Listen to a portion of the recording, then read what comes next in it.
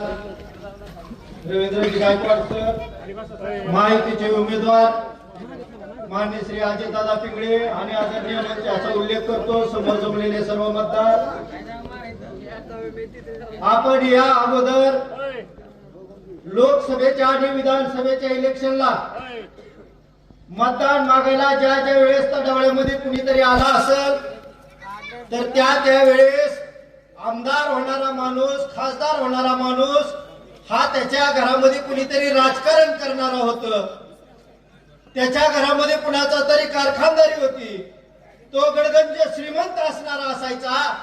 अशा माणसासाठी मतं मागितली. परंतु आज तडवळ्यात पहिल्यांदाच एका गरीब कुटुंबातल्या शेतकऱ्याच्या पोराला मतदान मागण्यासाठी आम्ही आलेलो आहोत. त्यांच्या घरात कुणीही श्रीमंत नाही, गडगंज नाही, पूर्वी कुणी राजकारणात नाही. अशा माणसाला मत मागण्यासाठी आम्ही आपल्या तडवळ्या गावात आलेलो आहोत. आम्ही तडवळ्यामध्ये मत मागत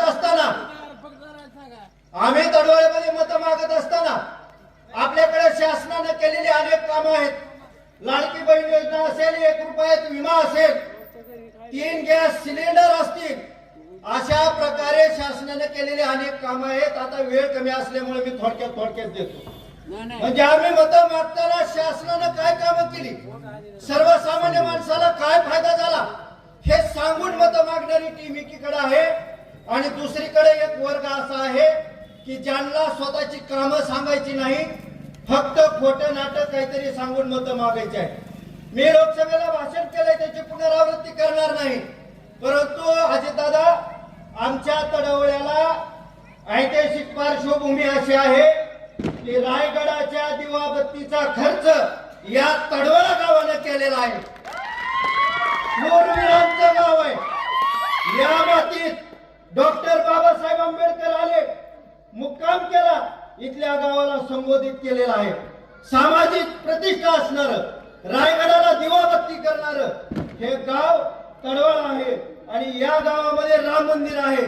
या तिन्ही पैकी एक जरी काम केलं तर या गावाचं देशामध्ये नाव होणार आहे. राम मंदिराला तुम्ही तीर्थक्षेत्राचा दर्जा दिला, देशात नाव होणार आहे.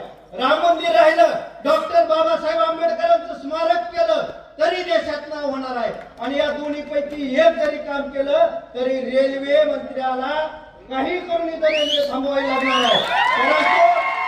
परंतु खासदाराला इथं रेल्वे लोक केल्यानंतर रेल्वेच्या पुढे असा हात करून उभा राहतो, परंतु रेल्वे मंत्र्याला एक पत्र देत नाही तर रेल्वे थांबवा म्हणून. ही नौटंकीबाजी झालेली आहे. आता पत्र देताना एक डोकीचं द्यायचं, एक तडवळ्याचं द्यायचं, फक्त नौटंकीबाज लोक खिळवून ठेवायची.